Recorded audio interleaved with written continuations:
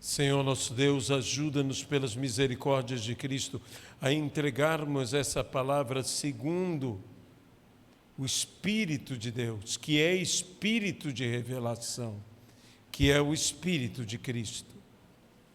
Fala aos nossos entendimentos, fala aos nossos corações e desperta-nos, Senhor, dando-nos a vitória que vem do Senhor. Que toda honra, que toda glória e que todo louvor sejam dados hoje e eternamente, unicamente ao Senhor, no nome de Jesus Cristo. Amém. Eu gostaria de entregar uma palavra a você que eu creio que seja uma palavra importante da parte do Senhor para as nossas vidas e para os nossos tempos. Eu convidaria você a abrir a sua Bíblia no segundo livro dos Reis. Segundo livro dos Reis, no capítulo de número 4. Capítulo de número 4. Versículo 1. Certa mulher, das mulheres dos discípulos dos profetas, clamou a Eliseu, dizendo: meu marido, teu servo, morreu, e tu sabes que ele temia ao Senhor. É chegado o credor para levar os meus filhos para lhe serem escravos. Que Deus abençoe a sua palavra no nome de Jesus Cristo. Uma tragédia, um momento grave, crítico, chegou à vida desta família. Quantas tragédias, quantos momentos graves, críticos, têm chegado às vidas de famílias. Aqui vemos uma família, das famílias dos discípulos dos profetas. Infelizmente, coisas ruins podem acontecer a pessoas boas. E isso nos alarma. Isso nos inquieta, porque veja, essa era uma mulher cuja a família era uma família temente ao Senhor. Você pode perceber que ela busca solução indo até o profeta, até o homem de Deus, buscando palavra de Deus para ter solução para a sua crise, para o seu problema. Há situações na vida em que somos atacados pelo ladrão. O ladrão nos toma aquilo que é nosso, mas o credor não é o ladrão. O ladrão toma sem direito. O problema do credor é que o credor tem direito. E é isso que eu quero chamar bastante a atenção, pois o credor tem direito. Ele exige o que é por direito. É diferente do ladrão. Não digo que não devemos estar preparados. A Bíblia diz: se o pai de família soubesse a hora que o ladrão vem, vigiaria e não permitiria que ele entrasse, que ele lhe roubasse. Temos que ser vigilantes. Se não sabemos a hora, se não sabemos o momento, temos que estar num estado de vigilância. O ladrão pode roubar pela astúcia, o ladrão pode roubar pela violência, mas ele sempre age pela oportunidade. Ele busca o momento oportuno. Ele é um oportunista. O ladrão é um oportunista. De maneira que nós não podemos lhe dar oportunidade. O ladrão, a Bíblia diz, vem roubar, matar e destruir. Mas antes de roubar, matar e destruir, o ladrão age de algumas formas. A Bíblia diz que ele escava e então rouba. A Bíblia diz que o ladrão não entra pela porta. O ladrão pode entrar pela janela, o ladrão pode entrar pelo teto, o ladrão pode entrar escavando. Eles escavam e roubam. A palavra escavar pode ser traduzida com a palavra minar. Muitas vezes a ação do ladrão na nossa vida ocorre após nós sermos minados. Quantas pessoas minadas em sua paciência, minadas em sua resistência, minadas em sua vida, onde foram escavadas, onde encontraram, onde fizeram um caminho para alcançar e então roubar, matar e destruir. Mas a Bíblia diz que não apenas isto, diz que com o valente primeiro se amarra e depois lhe rouba os bens. Há muitas pessoas que estão sendo cercadas, envolvidas e, por fim, amarradas. Amarradas para que depois de amarradas, de atadas, de impedidas, de limitadas, serem roubadas. Nós não podemos nos permitir sermos amarrados. Eu digo que há muita gente amarrando o adversário do lado de fora e o adversário está amarrando do lado de dentro, amarrados por diversas coisas, amarrados por vícios, amarrados por mágoas, amarrados por iras, amarrados por rancores, amarrados por sentimentos, amarrados por dívidas, amarrados por diversas situações, por diferentes ataduras, por diferentes cordas. Nós não podemos permitir. Mas e o credor? O credor exige o pagamento da dívida.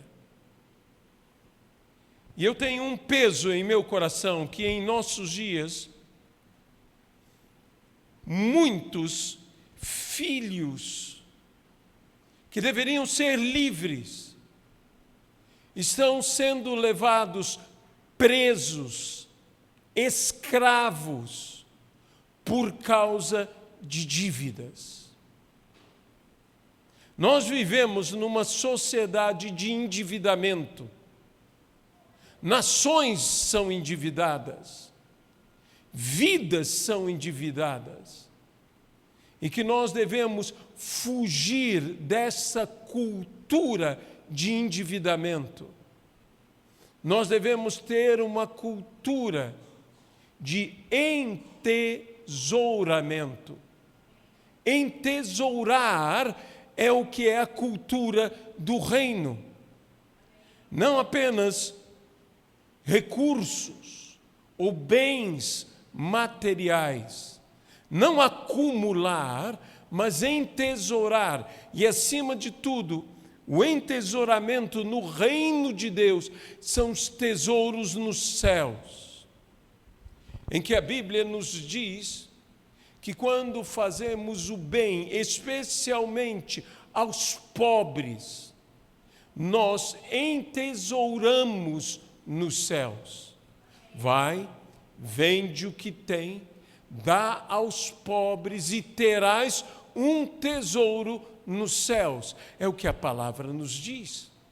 As boas obras produzem para nós tesouros, assim como produzem para Deus glória, para que os homens, vendo as vossas boas obras, glorifiquem ao vosso Pai que está nos céus. Mas muitas vezes nós estamos nos endividando. Nós estamos cedendo à cultura do endividamento. Estamos indo pela estratégia, pela astúcia das trevas, levados a nos endividar. E por causa das dívidas, credores têm tido o direito de levar filhos escravos. Quantos filhos de homens e mulheres de Deus estão escravos deste mundo? Por quê? Porque o credor exige. O credor exige. De modo que isso é uma situação muito diferente da situação do ladrão. Essa é uma situação muito mais grave. A Bíblia diz que aquele que deve é escravo daquele a quem deve. E nós encontramos esta situação em que filhos eram levados escravos por causa das dívidas, por causa da falta de pagamento. Nada foi feito aqui por uma maldade, por uma ruindade. O que acontece aqui é um momento imprevisto. Este homem morreu. Não se esperava que ele morresse. E devido a algo imprevisto, uma dívida está colocada. E por causa desta dívida, o credor tem direito a levar os filhos escravos. Eliseu sente a dor, sente o drama que essa família está vivendo, que esta mulher está vivendo. Veja o versículo 2. Eliseu lhe perguntou: que te hei de fazer? Eliseu está com um problema em que Eliseu precisa trazer uma solução. Ele vê a gravidade e ele faz uma pergunta: dize-me, que é o que tens em casa? Ela respondeu: tua serva não tem em casa senão uma botija de azeite, um pouco de azeite, uma botija de azeite, um recipiente com um pouco de azeite. Se sobrou um pouco de unção na nossa casa, deixe-me dizer uma coisa: haverá sempre solução. Haverá solução. Então, disse ele: vai, pede emprestadas vasilhas a todos os teus vizinhos, vasilhas vazias, não poucas. Chama-me a atenção esse não poucas. Há algo aqui que, se ela não fosse, o milagre teria dificuldade de ser realizado. Se ela não fosse boa vizinha, o milagre teria dificuldade de ser realizado. Se ela não fosse uma mulher confiável, o milagre teria dificuldade de ser realizado. Ela era uma boa vizinha, pelo que me parece. Ela era uma pessoa confiável, que seus filhos poderiam pedir emprestado, ou ela poderia pedir emprestada vasilhas, e os seus vizinhos concederiam. Mas é dito, pede, não poucas. Uma coisa é crer que o milagre vai acontecer. Outra coisa é expectativa do milagre ou do tamanho do milagre. Não basta crer que o milagre vai acontecer. É necessário termos uma expectativa da grandeza do milagre. O que determina o tamanho, a proporção, é a nossa expectativa em fé. E a nossa atitude coerente com o milagre. Meu avô era um homem sábio e ele sempre dizia: quem ora por chuva, sai de guarda-chuva. Você não pode orar por chuva e não sair de guarda-chuva, porque haverá uma incoerência entre a tua oração e a tua expectativa. Nós temos que ter uma coerência entre a nossa oração e a nossa expectativa. Nós temos que ter uma expectativa grande em fé. Eu gosto muito de uma frase do reverendo Samuel Doctorian. Ele dizia: creia que Deus fará coisas grandes, mas saiba que Deus fará coisas ainda maiores. Então nós devemos ter essa expectativa em fé grande, para coisas grandes. Não tenhamos expectativas pequenas. Essa palavra, o que é que tens, foi a palavra que Jesus disse aos seus discípulos na multiplicação dos pães. Quando Jesus disse: dai vós mesmos a eles de comer. E depois Jesus lhes disse: o que é que tens? 5 pães e 2 peixinhos. Dê ao povo.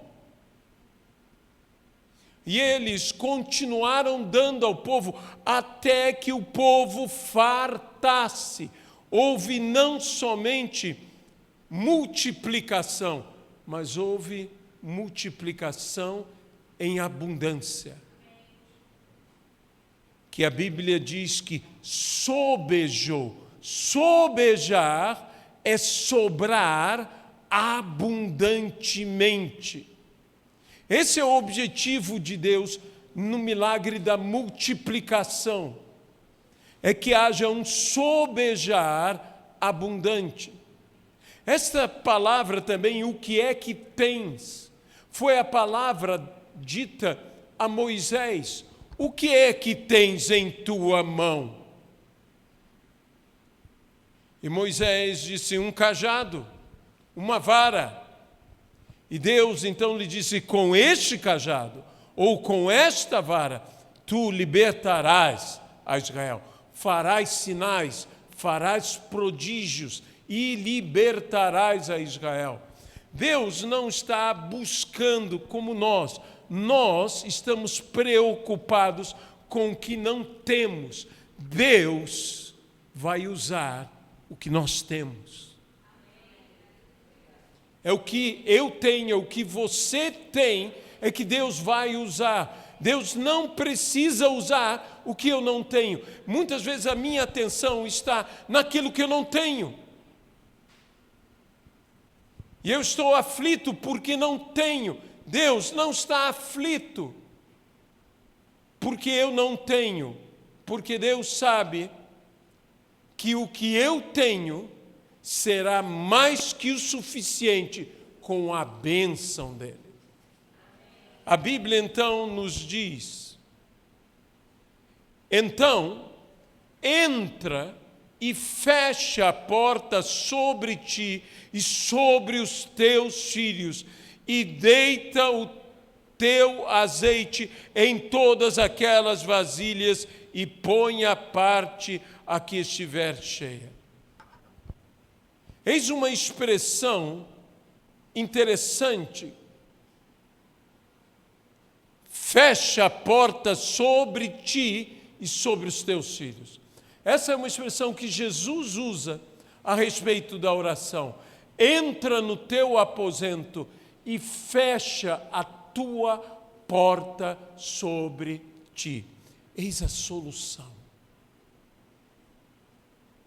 A solução está, meus amados irmãos, em trazermos os nossos filhos para dentro do aposento de oração, em fecharmos a porta e deixarmos que eles participem do mover de Deus, da resposta de Deus no aposento secreto. Muitas vezes eu não tiro a razão de estarmos orando, individualmente, sozinhos, de termos o nosso momento individual, devocional ao Senhor. Mas eu quero dizer a todos, se você quer livrar os seus filhos da escravidão, traga-os para dentro do aposento de oração. Não apenas você, ela poderia pegar ela própria, cada vasilhame, ela própria,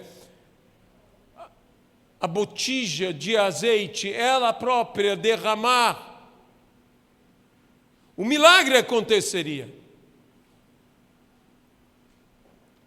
Mas a orientação de Deus por meio do profeta, porque o profeta está dando uma orientação de Deus. Leve os seus filhos a participar do milagre. Leve os seus filhos a moverem-se junto com você no milagre. Veja, partiu, pois, dele e fechou a porta sobre si e sobre os seus filhos. E estes lhe chegavam as vasilhas, e ela as enchia. Eles participaram do milagre. Cheias as vasilhas, disse ela a um dos filhos: chega-me aqui mais uma vasilha. Mas ele respondeu: não há mais vasilha nenhuma. E o azeite parou. Veja só, não apenas o azeite começou pela atitude da mãe, mas o azeite parou pela resposta do filho. Mãe e filhos participaram ativamente do milagre. Famílias precisam participar do milagre, para que famílias possam ser livres da escravidão, que o credor não tenha direito aos nossos filhos. O credor é o mundo. Eu não estou falando do diabo aqui. Quantos temos perdido os nossos filhos para o mundo? E o mundo tem direito. Por quê? Porque não trouxemos os nossos filhos em tempo para o nosso quarto de oração. Não fizemos participar do milagre. mas ainda há tempo para a manifestação da multiplicação da unção. Então, foi ela e fez saber ao homem de Deus, a saber, Eliseu. E ele lhe disse: vai, vende o azeite e paga a tua dívida, e tu e teus filhos vivei do resto. O milagre foi parte da solução. A outra parte da solução era o que ela faria a partir do milagre.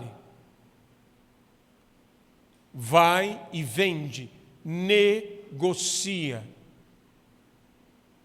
Agora dependia dela, de como ela trabalharia com os recursos do milagre, de como ela negociaria com os recursos do milagre.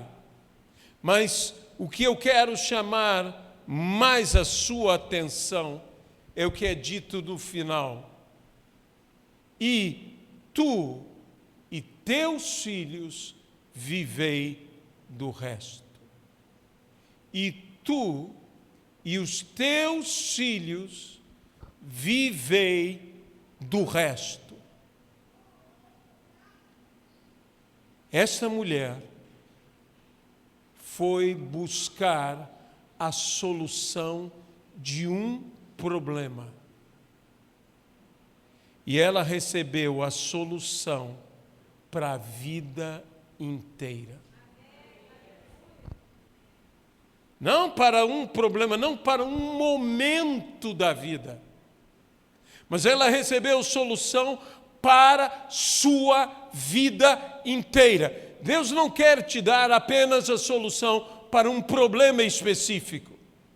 Ela foi pedir solução para um problema específico. Mas quem poderia garantir que depois de paga a dívida, não poderia surgir uma nova dívida? Então, a solução que o Senhor tinha para a vida dela não era a solução apenas para aquele problema daquele momento, mas era a solução para o problema da vida inteira, não só dela, mas dos seus filhos. Vive tu e os teus filhos do resto. Do resto. Os restos de Deus são abundantes. Aquela mulher sírio-fenícia que pediu a Jesus Cristo que libertasse e curasse a sua filha terrivelmente possessa e enferma, ouviu de Jesus a palavra: não é bom tirar o pão dos filhos e dar aos cachorrinhos. E ela então contestou o que Jesus havia dito, dizendo: mas os cachorrinhos comem da migalha que cai da mesa. Meus irmãos, se uma migalha caída da mesa de Deus pode libertar uma menina e curar esta menina terrivelmente possessa, o que não fará o pão? O que não fará o pão em nossas vidas? Em nosso viver, o que não fará o pão? Nós imaginamos, se uma migalha pode fazer isso, o que não fará todo o banquete? Porque o que Deus tem para você é um banquete. O que Deus tem para você é uma mesa posta. Preparas-me uma mesa na presença dos meus adversários. Unges-me a cabeça com óleo e o meu cálice transborda. Por isso afirma certamente que a bondade e a misericórdia do Senhor me seguirão todos os dias da minha vida e habitarei na casa do Senhor para todo sempre. Essa é uma solução para todo sempre. Essa não é uma solução momentânea. É uma solução para sempre. A solução que Deus quer dar para mim e para você é uma solução permanente. A Bíblia diz que o homem bom deixa herança para os filhos dos seus filhos.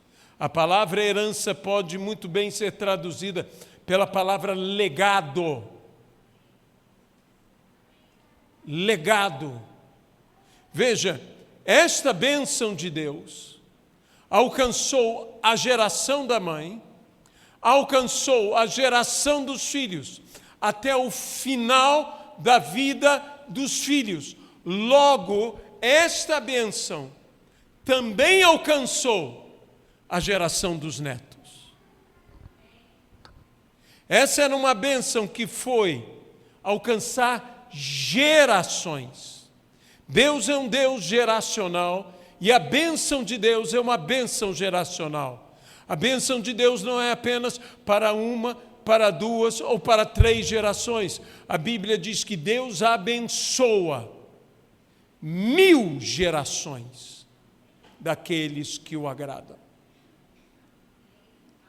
Nós não apenas vemos a bênção de Deus nas gerações que alcançamos viver com elas, alcançamos vê-las, mas a bênção de Deus permanecerá em gerações que nós não podemos alcançar. Tamanha é a bênção de Deus. A tua crise pode ser grande. Talvez você não esteja enfrentando um ladrão. Talvez o que você esteja enfrentando é a angústia de uma dívida, um credor. O mundo está cobrando, o mundo está batendo a porta para levar nossos filhos escravos. O mundo tem cobrado, está se batendo a porta para levar gerações escravas, gerações que deveriam ser livres, escravas. Isso não é um castigo, isso é uma consequência. Isso não é uma punição. Isso é um imprevisto em nossas vidas. Mas também para isso Deus tem solução. E tudo começa entrando e fechando a porta sobre nós e sobre os nossos. Tudo começa no ambiente da oração. Tudo começa na manifestação do milagre, da multiplicação. E nesta manhã, eu quero orar. Eu quero orar por famílias que estão vendo os credores baterem a porta. Quero orar por dívidas literais e por dívidas morais e espirituais. O mundo está batendo a nossa porta e eu não quero que você veja seus filhos. Eu não quero que você veja essa próxima geração ser levada escrava. Precisamos do milagre da multiplicação do azeite. E precisamos saber trabalhar com a unção que será multiplicada. Precisamos fazer os negócios certos. E os recursos não apenas pagarão a dívida, tirarão, portanto, o direito do credor de levar uma geração escrava. Mas irão nos sustentar a nós, a esta geração, e abençoar a próxima geração a vida inteira. Amado e querido Deus, eu entrego essa palavra com temor no meu coração.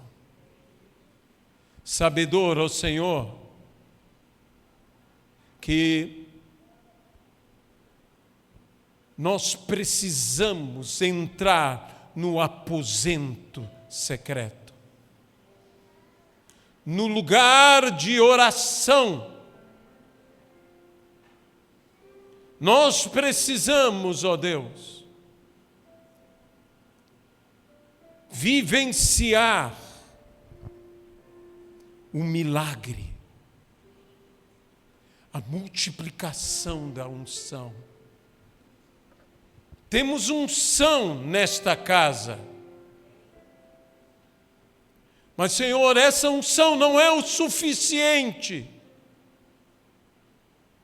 Precisamos de uma unção que não apenas pague a dívida, mas que levante recursos para que vivamos até o fim. Nunca mais endividados, nunca mais devendo. Nós entramos no aposento, nós fechamos a porta, nós tomamos os vasilhames, ó Senhor, e queremos derramar sobre eles o azeite.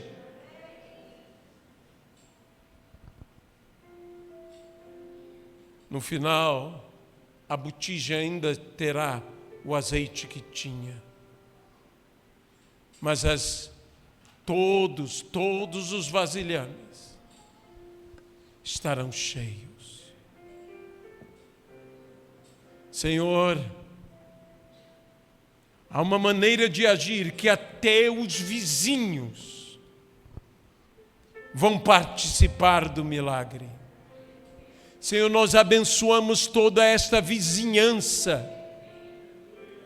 Nós abençoamos, Senhor, toda essa vizinhança, e nós te pedimos que os vasilhames venham aqui para serem cheios da unção de Deus. Que não sejam poucos, Senhor. Senhor, isso não nos pertence, pertence ao Senhor. Vidas que pertencem ao Senhor, que só nos estão emprestadas, mas a unção tem que se multiplicar.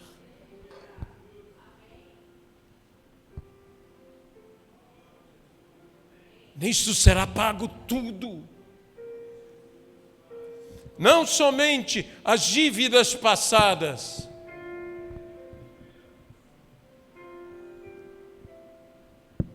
mas será pago todo o futuro.